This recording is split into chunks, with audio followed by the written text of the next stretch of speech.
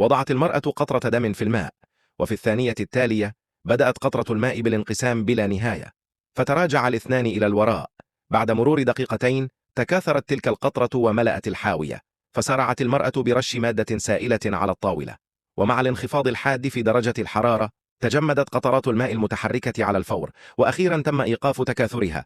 لكن الأغرب أن هذه القطرات بدت وكأنها تمتلك وعيا ذاتيا وتحاول الهروب من الحاوية. وقبل أن يلتقط الجميع أنفاسهم بدأ أحد أعضاء الفريق فجأة برش اللعاب بكميات كبيرة، وفي غضون دقيقة فقط انهار الرجل على الأرض بسبب الجفاف الشديد. أسرع الطبيب لفحصه واكتشف أنه قد فارق الحياة، وكان سبب الوفاة هو اختناقه بلعابه.